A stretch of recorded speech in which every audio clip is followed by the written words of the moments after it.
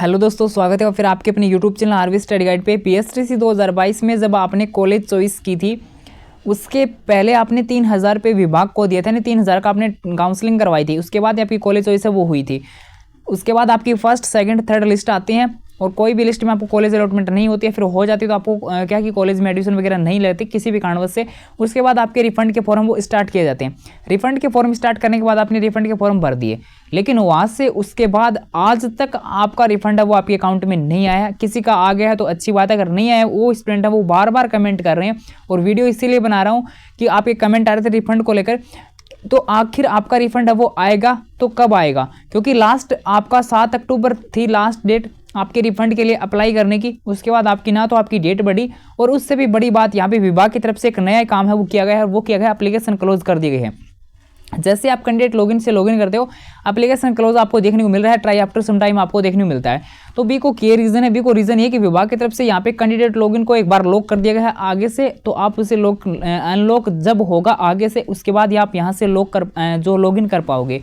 तो एक तो ये मतलब सबसे बड़ी बात है ये विभाग की। मान लो रिफंड विभाग को नहीं देना था, अभी रिफंड विभाग को नहीं देना था, उनके पास बजट वगैरह नहीं है, कोई भी कारण हो पैसे नहीं है विभाग के पास, तो कम से कम कैंडिडेट लॉगिन को तो ऑन रखते, उनको ये तो पता चलता है स्टूडेंट को कि उनका फॉर्म अप्रूव है रिजेक्ट है।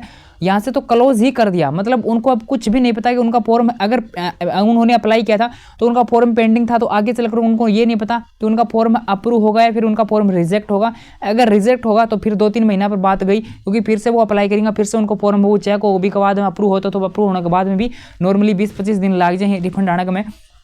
तो अभी मान लो कब ये कैंडिडेट लॉगिन ऑन किया जाएगा, कब स्टूडेंट चेक कर पाएंगे कि उनका फॉर्म की क्या स्थिति है। तो देखो रिफंड नहीं देना था विभाग को तो कम से कम कैंडिडेट लॉगिन को ऑन रखना चाहिए था, और ये गलत बात है कि कैंडिडेट लॉगिन को ही लॉक कर दिया। 2023 को लॉक कर दिया कोई बात नहीं, क्योंकि उनकी लिस्ट वगैरह नहीं आई, जब लिस्ट आई तब 2023 का आप ऑन कर देना, लेकिन 2022 का तो कम से कम ऑन रखते। यहाँ से तो स्टूडेंट अब जो रिफंड वाले फॉर्म है वो किसी का रिजेक्ट है तो अप्लाई कर सकता था, अगर रिजेक्ट नहीं है उनका पेंडिंग था तो वो चेक तो कर लेता कि उनका फॉर्म अप्रूव हुआ है फिर से रिजेक्ट हो गया है, मतलब अभी तो कुछ भी नहीं कर सकता वो। तो आखिर रिफंड आएगा तो आएगा कब? तो देखो सीधी सी बात ये कि काफ़ी स्टूडेंट बोल रहे हैं मेरे पास को कि हम मेल कर देते हैं तो मेल वगैरह से कुछ होगा या नहीं होगा। तो देखो सीधी सी बात बताऊँ, कितनी मेल कर लो चाहते कितना ही कॉल कर लो कोई भी हेल्प को नहीं होगा, क्योंकि यहाँ पे पीटीटी और यहाँ पे जो ये प्रारंभिक शिक्षा विभाग है जो आपका, इन दोनों को मैं यहाँ पे एग्जांपल देता हूँ जो आपकी बीएसटीसी की नोडल एजेंसी है।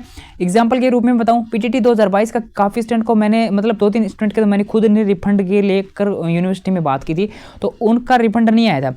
तो जब वहाँ पे जो हेल्पलाइन नंबर दे रखे हैं केवल और केवल 2 नंबर दे रखे हैं, दो ही नंबर हैं, आप साइट चेक कर लो, चाहे तो 2023 वाली चेक करो चाहे 2022 वाली पीटीटी की साइट चेक कर लो, 2 ही नंबर है वहाँ पे।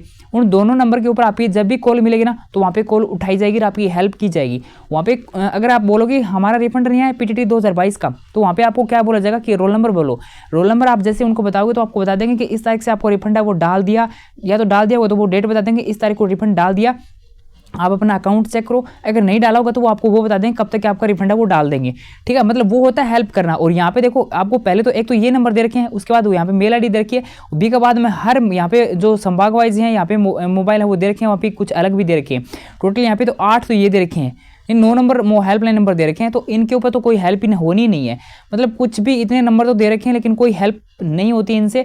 और स्टूडेंट के कमेंट आ रहे हैं, बुरा तो लगता है कि उनकी कोई भी हेल्प है वो नहीं कर पा रहा हूँ मैं, क्योंकि यहाँ पे कैंडिडेट लॉगिन को ही क्लोज कर दिया। और ये कब ऑन किया जाएगा? तो सीधी सी बात तो ये है कि जब 2023 का ऑन किया जाएगा, उम्मीद है उसके साथ ही इसको ऑन किया जाएगा, उससे पहले कोई चांस नहीं लग रहे कि ऑन है वो इसको किया जाएगा। रिफंड विभाग है वो जब डाले तब डाल देना, लेकिन कम से कम कैंडिडेट लॉगिन को तो ऑन रखते ताकि स्टूडेंट को ये तो पता चलता कि उनके जो रिफंड फॉर्म की स्थिति क्या है। उसके बाद मैं आपको सभी को एक बात बोलना चाहूँगा, रिफंड सबका आएगा।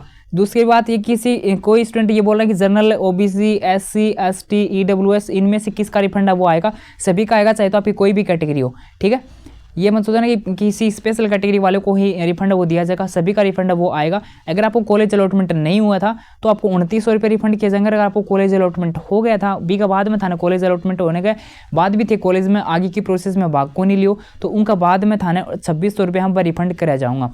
ठीक है, तो अगर अपन बात करें रिफंड के फॉर्म की तो देखो अभी तो आप एक बार थोड़ा सा भूल जाओ कि रिफंड है वो आपका आ जाएगा। रिफंड है वो आपका आ सकता है मे बी दिसंबर में चांस है, और उसके बाद पहले आपका कैंडिडेट लॉगिन को तो ऑन होने दो एक बार, और ये चांस है 2023 वाला जो विंडो ऑन की जाएगी एप्लीकेशन जो क्लोज कर रखे हैं 2023 वाले उसके साथ आपका 2022 वाला भी ऑन कर दिया जाए। बाकी जब भी जैसी कोई अपडेट होगी तो मैं आपके साथ ज़रूर शेयर करूंगा। बाकी ये चैनल आपके साथ लास्ट तक है, चैनल को सब्सक्राइब करके रखो, किसी का रिफंड नहीं आएगा। तो हर बार आपकी हेल्प करता हूँ, पीटीटी में भी करता हूँ, बीएसटीसी में भी करता हूँ, और इस बार भी आपकी की जाएगी।